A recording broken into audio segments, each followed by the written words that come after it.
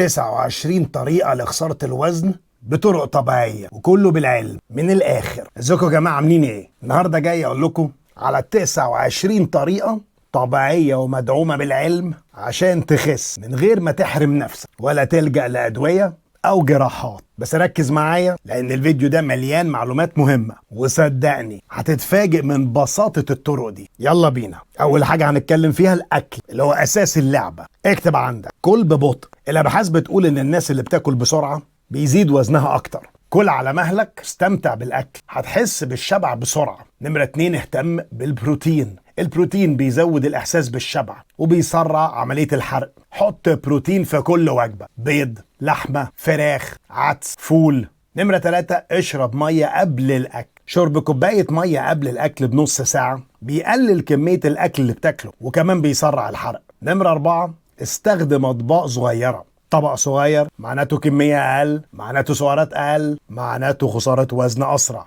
نمرة 5، املى نص طبقك خضار. الخضار بيشبع قوي من غير سعرات كتير وكمان فيه ألياف مفيدة للهضم. نمرة 6، قلل الكربوهيدرات المكررة زي العيش الأبيض، المكرونة البيضاء، الرز. كل ده بيرفع السكر بسرعة ويخليك تجوع تاني بسرعة. نمرة 7، زود الألياف زي اللي موجودة في الشوفان، الخضار، الفواكه، البقوليات. الألياف بتخليك شبعان لفترة أطول. نمرة 8، قلل السكر الأبيض والسكريات المصنعة. دي عدو الدايت الأول، مش بس بتزود الوزن، كمان بتسبب مقاومة أنسولين. نمرة 9، وجبة الفطار مهمة بس لازم يكون فطار صحي، بروتين وألياف، بداية اليوم الممتاز. نمرة 10، اندغ لبان، صدقني ممكن يساعدك. في دراسة لقت لبان بيقلل الرغبة في الأكل بين الوجبات، بس خلي بالك تكون من غير سكر. الجزء التاني اللي هنركز فيه نمط الحياة. أسلوبك بيفرق. اكتب عندك: نام كويس. النوم القليل بيقلل هرمون الليبتين، هرمون الشبع، ويزود الجريلين،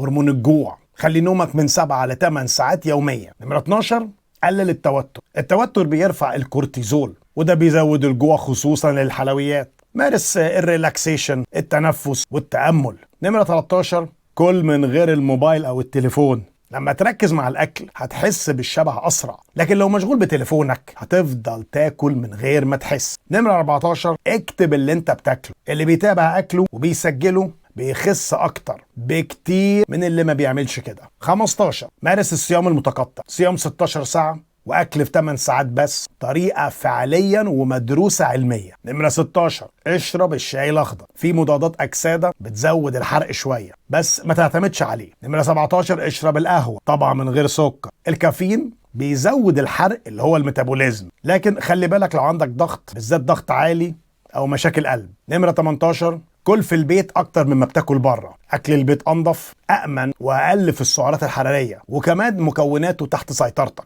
الجزء الثالث الحركة، ومش لازم جيم. اكتب عندك: امشي كل يوم حتى لو 30 دقيقة. المشي لوحده ممكن يعمل فرق كبير في الوزن وفي المود كمان. استخدم السلم بدل الأسانسير، خطوات بسيطة لكن تأثيرها كبير على صحتك ولياقتك البدنية. مارس تمارين المقاومة حتى لو في البيت. عضلات أكتر تساوي حرق أعلى طول اليوم حتى وانت قاعد على حيلك. خليك نشيط طول اليوم، قوم كتير من على الكرسي، اتحرك، امسح، اطبخ، العب مع العيال، كل ده بيتحسب. الجزء الرابع نصائح بقى النفسية والسلوكية. كافئ نفسك بس من غير أكل. ما تربطش المكافأة بالكيكة والبيتزا. كافئ نفسك بحاجة تانية يا أخي. اتفرج على فيلم، خروجة، لبس جديد. خلي هدفك واضح وواقعي. ما تقولش عاوز أخس 20 كيلو في شهر، قول عاوز أخس نص كيلو في الأسبوع. قارن نفسك بنفسك مش بحد تاني. كل جسم مختلف، كل حرق مختلف. ركز على نفسك انت، اعرف ليه بتخس. صحتك، شكلك، طاقتك. هيكون عندك سبب قوي هتفضل ملتزم حتى في الايام الصعبة. الجزء الخامس افكار ذكية وطرق عملية. ابدأ الوجبة